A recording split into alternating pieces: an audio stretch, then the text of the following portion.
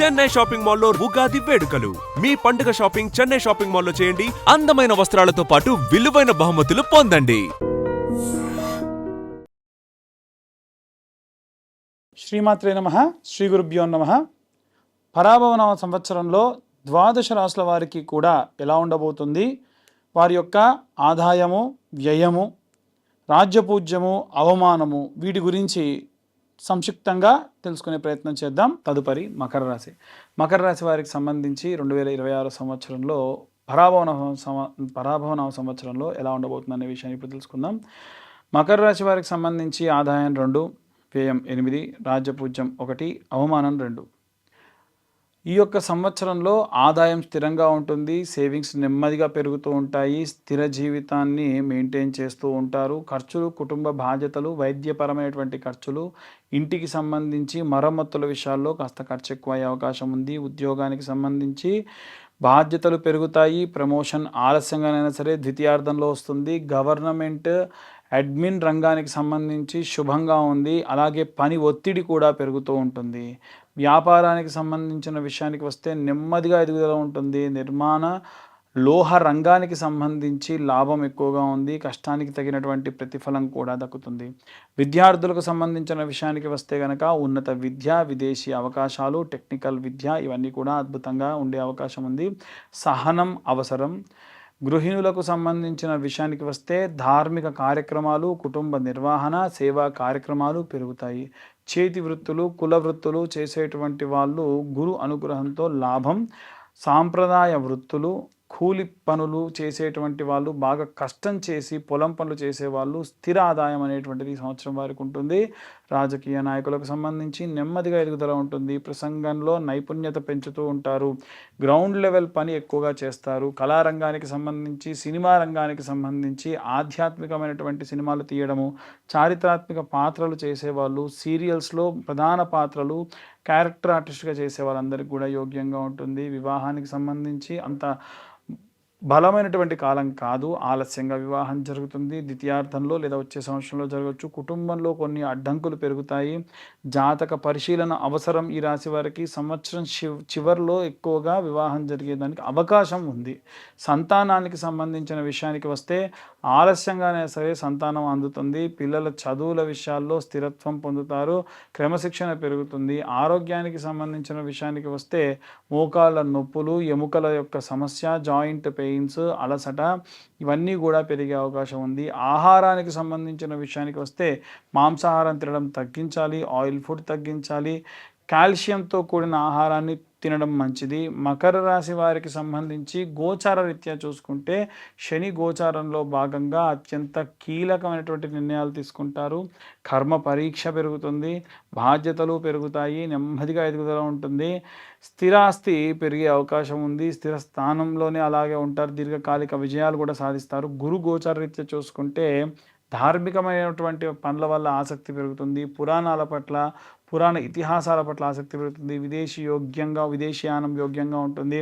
గురు అనుగ్రహంతో ఇవన్నీ కూడా జరిగే అవకాశం ఉంది. రాహు గోచార రీత్యా మానసిక ఒత్తిడి, ఆలోచనలు ఎక్కువ అవ్వడము, ఆకస్మికమైన ఖర్చులు, సోషల్ డిస్టర్బెన్సెస్ అనేటువంటివి ఎక్కువగా జరుగుతాయి. కేతుగ్రహ ప్రభావం వలన ఆధ్యాత్మికత పెరుగుతుంది. త్యాగభావం పెరుగుతుంది. ఒంటరితనం కూడా పెరుగుతుంది. మార్చి నుండి జూలై ప్రాంతం వరకు ఒత్తిడితో కూడిన పనిభారం పెరుగుతుంది. జూలై నుండి సెప్టెంబర్ వరకు కూడా విదేశాలకు వెళ్ళే అవకాశము, విద్య ప్రారంభించే అవకాశము శుభకరంగా ఉంటుంది. సెప్టెంబర్ నుంచి డిసెంబర్ ప్రాంతం వరకు స్థిరత్వము, ఆర్థిక మెరుగుదల అనేటువంటిది పెరుగుతుంది. డిసెంబర్ నుండి మార్చి వరకు కూడా మళ్ళీ ఆరోగ్యంలో జాగ్రత్త, వైవాహిక జీవితంలో చిన్న చిన్న ఒడిదుడుకులు రావచ్చు. మకర రాశి వారికి సంబంధించి చేయవలసినటువంటి శాంతి హోమాలు, శాంతి పూజలకు సంబంధించిన విషయానికి వస్తే శనీశ్వరుని ఆరాధించడము, తైలాభిషేకము, వెంకటేశ్వర స్వామి ఆరాధన, అయ్యప్ప స్వామికి సంబంధించి ఆరాధన చేయడం మంచిది. శనివారం నాడు తైలాభిషేకం చేయడము, శని శాంతి హోమములు, శని గాయత్రి జపం చేయడము, శని స్తోత్రం చదవడం మంచిది. దానాల విషయానికి వస్తే గనక నల్లటి నువ్వులు దానం చేయడం మంచిది. నల్ల వస్త్రం దానం చేయడం మంచిది. ఇనుము దానం చేయడం మంచిది. అన్నదానం చేయడం కూడా, అన్నదానం జరుగుతున్నప్పుడు బియ్యం దానం చేయడం మంచిది. శుభవర్ణాలు వచ్చేసరికి నలుపు, గాఢమైనటువంటి నీలము, అలాగే డార్క్ గ్రే కలర్, ఇవన్నీ కూడా ఈ యొక్క వారికి వచ్చేటువంటిది. రత్నానికి సంబంధించిన విషయానికి వస్తే బ్లూ సఫర్ కానీ అది కూడా జ్యోతిష్యుల్ని కనుక్కొని, ఎందుకంటే అందరికీ నీలం వచ్చిరాదు కాబట్టి జ్యోతిష్యుల్ని కనుక్కొని నీలి వర్ణంలో ఉన్నటువంటి రత్నము లేదా మయూర నీలం ధరించడం మంచిది. అలాగే శనివారం నాడు అప్పు ఇవ్వద్దు, అప్పు తీసుకోకూడదు, పెద్దల్ని అవమానించకూడదు, మాంసాహారం అధికంగా స్వీకరించకుండా ఉంటే మంచిది. మకర రాశి వారికి సంబంధించి శని పరీక్షించేటువంటి సంవత్సరం ఈ సంవత్సరం. నెమ్మదిగా ఎదుగుదల ఉంటుంది. సహనం ఉంటే మహావిజయం సాధించవచ్చు. ఆధ్యాత్మికమైనటువంటి మలుపులు అలాగే స్థిరత్వం కూడా పెరుగుతూ ఉంటుంది. ఓవరాల్గా ఈ రాశి వారికి సంబంధించి మనము తిథి, వార, నక్షత్ర, యోగ, కరణాన్ని బట్టి డీటెయిల్డ్గా ఇవన్నీ కూడా చెప్పడం జరిగింది. ఇంకా ఎవరికైనా సరే వారి యొక్క date of birth, time, place ఇవన్నీ ఉంటే మీ పేరు, date of birth, time, place కనుక పంపిస్తే నేను వారందరికీ కూడా జాతకం విశ్లేషణగా ఒక 60-70 పేజీల్లో మీ దాకా అందించడం జరుగుతుంది. దానికి సంబంధించి కింద ఉన్న నెంబర్కు కాంటాక్ట్ చేయొచ్చు. అసలు ఉగాది అంటే ఏమిటి, ఉగాది రోజున మనం ఎలాంటి శుభకరమైనటువంటి పనులు చేయాలి అనేటువంటి విషయాల్ని ఇప్పుడు మనం తెలుసుకుందాం. ఉగాది అంటే యుగమునకు ఆది. పూర్వము సోమకుడు అనేటువంటి రాక్షసుడు వేదాలన్నింటినీ తస్కరించి సముద్ర గర్భానికి వెళ్తే మత్స్యావతార రూపంలో స్వామివారు ఆ యొక్క సోమకుడిని సంహరించి ఆ వేదాలన్నింటినీ కూడా తీసుకెళ్ళి బ్రహ్మదేవుడికి అప్పగించి ఈ యొక్క సృష్టిని సృజించినటువంటి రోజే ఈరోజు. కాబట్టే యుగమునకు ఆది ఉగాది అంటారు. అంటే మనందరం కూడా పుట్టింది, మన మూలాలు పుట్టింది ఈరోజే. కాబట్టి మన అందరి పుట్టినరోజు ఈరోజు. ఈ రోజున మనము తలకు నూనె పెట్టుకోవడము, నలుగు పెట్టుకోవడము, అభ్యంగన స్నానం చేయడము, కొత్త వస్త్రాలు ధరించడము, ఆ వస్త్రాలకు కాస్తంత పసుపు పెట్టుకొని దేవతల దగ్గర షడ్రుచులతో కూడినటువంటి పచ్చడిని నైవేద్యంగా పెట్టి మన సంకల్పాన్ని చెప్పి మన రిజల్యూషన్ అంటారు కదా, అందరూ న్యూ ఇయర్ రిజల్యూషన్ ఏంటి, ఏం తీసుకుంటున్నారు, అసలు న్యూ ఇయర్ కానే కాదు. ఎందుకు అంటే అక్కడ ఏమీ మారదు. మనకు ఉగాది రోజునే అన్నీ మారుతాయి.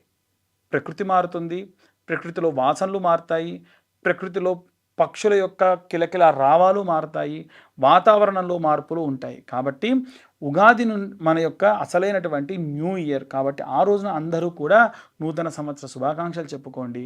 ఇదంతా అయిన తర్వాతకి రాజదర్శనం చేయాలి. రాజు అంటే దేవుడే రాజు యొక్క రూపంలో ఉంటాడు అంటారు. ఇప్పుడు మనకు రాజులు దేవత రూపంలో లేరు కాబట్టి విశేషంగా శివకేశవుల యొక్క దర్శనం, అంటే దేవాలయానికి వెళ్ళి శివుడిని, విష్ణువుని దర్శించుకోవడం మంచిది.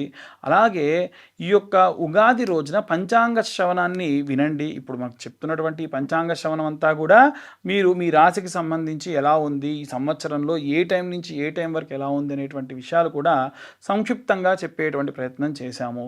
కాబట్టి ఎవరైనా జాతకాలు చెప్పించుకోవాలన్నా ఈ రోజున చెప్పించుకోవచ్చు. అలాగే వీలైనంత వరకు కూడా ఈ సంవత్సరంలో ఎవరికైనా వివాహం కాని వారికి, సంతానం కాని వారికి ప్రత్యేకమైనటువంటి హోమాలు నిర్వహించడం జరుగుతుంది. ఆసక్తి కలవారు కింద ఉన్న నెంబర్కి కాంటాక్ట్ చేయొచ్చు. సర్వే జనా సుఖినో భవంతు. స్వస్తి.